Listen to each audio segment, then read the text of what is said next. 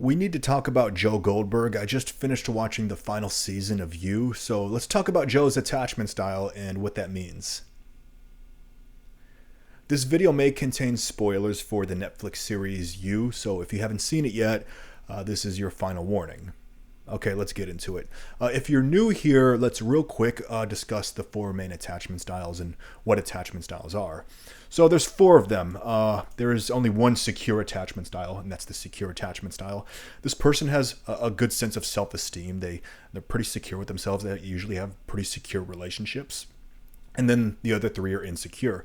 The anxious preoccupied struggles with self-esteem. They really lack self-esteem. They lack independence. And they are preoccupied with a relationship or the idea of a relationship. So they really identify by their relationships.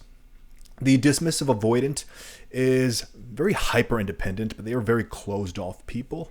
They don't like getting too close to people. They really struggle with that. They are terrified of opening up. They're terrified of vulnerability. So they really keep people at a distance, especially their romantic partners.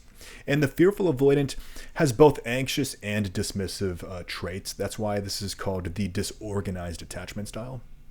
So if you're new here, if you didn't know already, everybody has an attachment style.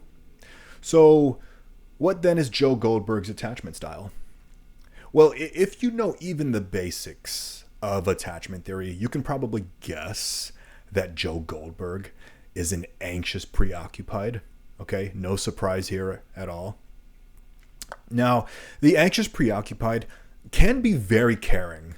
Okay, they can be very caring, empathetic people. They give a lot. They can be overgivers, and they often really do care from a place of sincerity.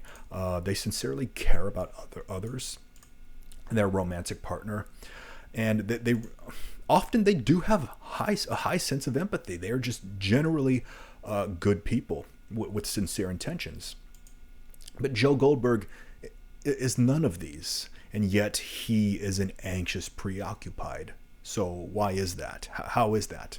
Well, it's because attachment style does not necessarily define personality type.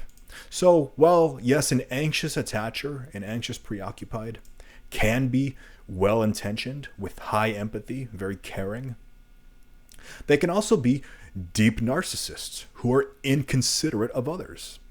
And that is what Joe Goldberg is. Joe Goldberg is an anxious, preoccupied, deep-level narcissist. And throughout the series, from season 1, we can see Joe's pattern of narcissism towards his victims.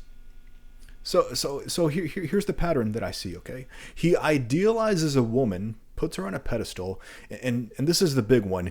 He places impossible standards on that woman. Standards of romantic perfection that are impossible for anyone to meet. And then he gets involved with the woman, they're in a relationship, and then Joe finds out that the woman can never meet those impossible standards that he has placed on her.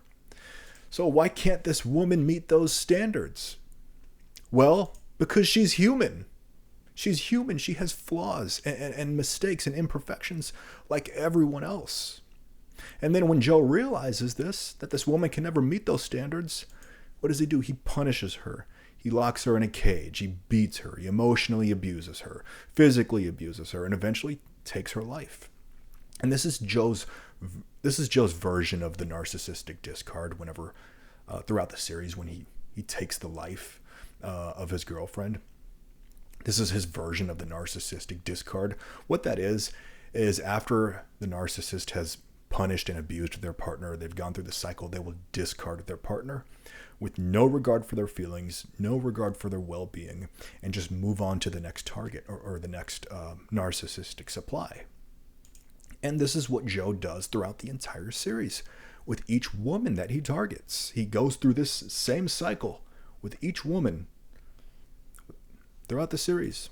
And the thing about the anxious, preoccupied attachment style is that because there is so much relationship anxiety, the anxious attacher feels a need to control. Okay, either they control by overgiving, by people pleasing, by fawning, by being overly nice in hopes that they won't be abandoned, or they control through manipulation, through emotional abuse, through physical abuse, or a combination of both. Right? So there are anxious preoccupieds who are generally good people, sincere people who just suffer from insecurities, and they need some guidance on having healthy boundaries in place, right? And then there are anxious preoccupieds who are horrible, who are selfish, controlling, possessive, deep-level narcissists. And Joe Goldberg's narcissism runs deep throughout the entire series. He is unable to empathize. He is unable to self-reflect. You know, he comes off as a very charming, very, very charming romantic person, right? As long as the woman is fitting into the idealization that he has placed on her. He's very charming, very caring. But as soon as she slips up, as soon as she makes a mistake and fails to meet Joe's impossible standards, well, then that's when Joe punishes her. He devalues her and becomes abusive and violent and eventually discards her. And this is exactly how a narcissist operates in their relationships. And it goes further than this, okay? We can see in the series finale when Joe is on the phone with his son, right? His son tells Joe, he says, "You're the monster, Daddy. It's you. You're the monster." And when the one person Joe claims to love more than anyone, his own son, tells him the truth that Joe is the monster, that he's the monster in all this, instead of taking accountability, instead of taking some ownership for all of the innocent lives that he's taken, for all the women that he's abused, what does Joe do? He makes himself out to be the victim. Okay? He says, "Why am I like this? I'm unlovable." And he breaks out crying. And you know, for a moment, when I was watching this scene in the series finale, for a moment, I bought into it myself. I almost bought into it. You know, I kind of felt sorry for Joe. I thought, wow, what a poor guy. He just wants to be loved. That's all he wants. He just wants to be accepted. And that's how convincing a narcissist can be, especially to those who have some general sense of empathy. The narcissist can be very convincing that they are the victim in all of this. And it can be very easy to fall for that. Even if you just have a basic sense of empathy, it's easy to fall for that. That's how convincing they are. And I think this is the point of this scene, to try and win sympathy from the audience. Win sympathy from the audience for Joe.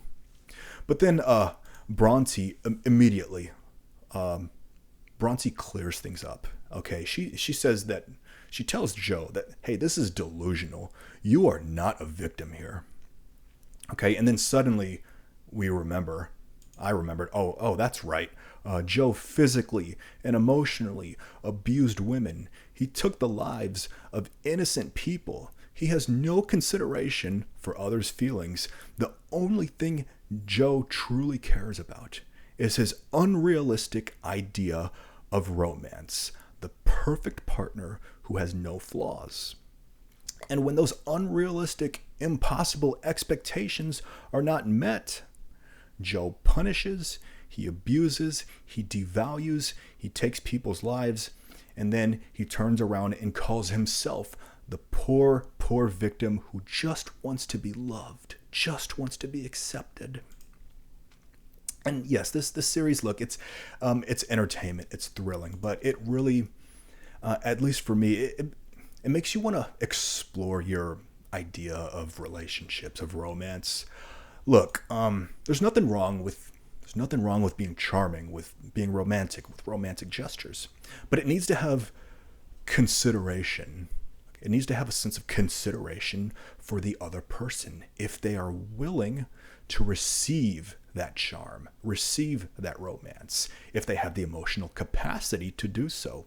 And if they don't, they cannot be punished for that. We cannot punish them for that, because then the charm, the romance, it's insincere, it's manipulative, it's abusive.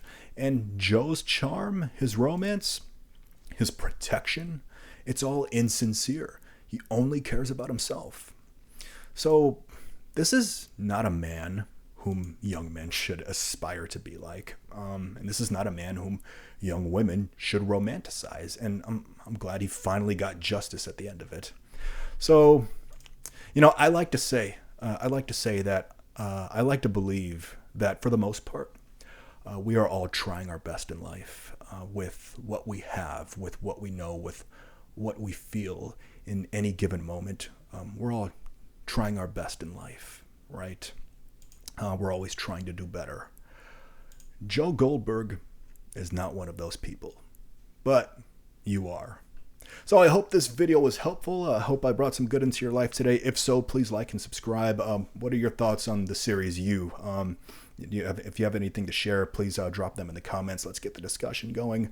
If you think this video might help somebody, if you think it might teach them something, then please share it with them. And until next time, I'll see you in the next video.